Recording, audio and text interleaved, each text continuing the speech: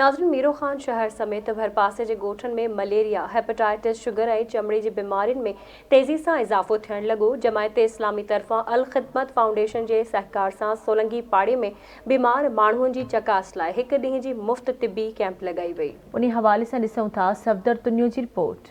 Miro Khan शहर समेत पसगिरदाई जे इलाइक़नि जे मुख़्तलिफ़ ॻोठनि में मलेरिया, हेपाटाइटिस, शुगर ऐं स्किन जी बीमारियुनि में तेज़ी सां वाध अचण खां पोइ जमात इस्लामी तालके मीरो ख़ान तरफ़ां अल ख़िदमत फाउंडेशन जे सहकार सां शहर जे सोलंगी माला में बीमार माण्हुनि जी चकास लाइ हिक ॾींहं वारी मुफ़्त मेडिकल कैंप क़ाइमु कई वई, जंहिंमें मुख़्तलिफ़ बीमारियुनि में मुब्तला मरीज़नि माण्हुनि जूं मुफ़्त टेस्टूं करण खां सवाइ खेनि दवाऊं पिणु ॾिनियूं वयूं।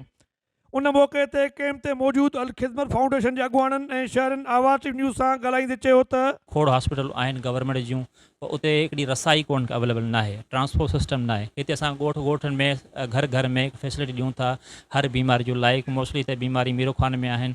असां खोड़ ई पेशेंट ॾिठा आहिनि सवें त उन में स्किन डिज़ीज़ वग़ैरह, डर्मेटाइज़ आहिनि, स्केबीज़ वग़ैरह आहिनि, उन्हनि जो इलाजु मुफ़्त फ्री ॾियूं था, दवाऊं ॾियूं था ऐं लैब टेस्ट वग़ैरह कयूं था।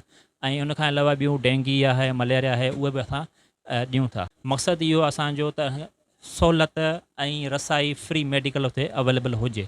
जीअं त ट्रांसपोर्ट जो हिकिड़ो लो वेटेज आहे त असां उनखे मोबाइल हेल्थ यूनिट जे ज़रिए असां ॻोठ में घर घर में वञी उते ॻोठ में कैंप वग़ैरह लॻाईंदा आहियूं, उते फैसिलिटी हर शइ जी अवेलेबल उनखे ॾींदा आहियूं। अल ख़िदमत फाउंडेशन जा असां थोराइता आहियूं, जीअं असांजे शहर में अची करे मुफ़्त मेडिकल कैंप कई आहे। अॼु महांगाई जे दौर में माण्हू दवाऊं नथा वठी सघनि, इन हवाले सां असां मुफ़्त दवाऊं ॾियूं पिया, मुफ़्त टेस्टियूं कयूं पिया, पंहिंजे शहर जी ख़िदमत कयूं पिया। अहिड़ियूं कैंपियूं असां चाहियूं पिया था हर 15 ॾींहं 10 ॾींहं थियणु घुरिजनि ऐं मीरो ख़ान जे अवाम खे सहूलियत ॾिनी वञे।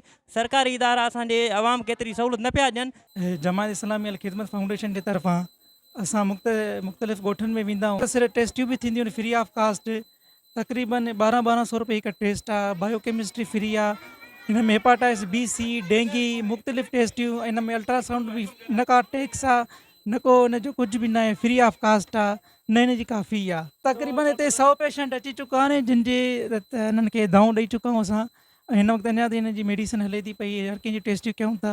हीअ लेबॉर्ट्री आहे, उहा असांजो डॉक्टर रूम आहे, हीअ डिस्पेंसरी रूम आहे। फ़ी पेशेंट खे ॾिसूं था, हिते टेस्टियूं कयूं था, उन खां अलावा डिस्पेंसरी में दवा ॾेई करे उनखे ॿाहिरि कढूं था पिया। कैंप लॻाइण सां तमामु बहितरीनु फ़ाइदो थियो आहे ऐं हिन मीरो ख़ान जे इर्द गिर्द जा जेके बि ॻोठ अची विया, काफ़ी सभई माण्हू उतां अची करे हिन कैंप में शरीक थिया आहिनि। कैंप जो जेको घणो रुझू आहे प्राइवेट दवा ऐं उनखां अलावा RBC टेस्ट आहे, असांजी रेड ब्लड सेल जी थींदी आहे, शुगर टेस्ट थींदी आहे, मलेरिया टेस्ट आहे। खोड़ माण्हुनि खे सभई माण्हुनि जूं तमामु घणियूं जेको आहे सो जेके तकलीफ़ूं आहिनि उहे दूरि थी वियूं आहिनि। मुख़्तलिफ़ खोड़ सारियूं इन में फैसिलिटीज़ आहिनि जेके अची करे माण्हू अची करे दवाऊं वठनि था ऐं उनखे तमामु घणो फ़ाइदो थिए थो।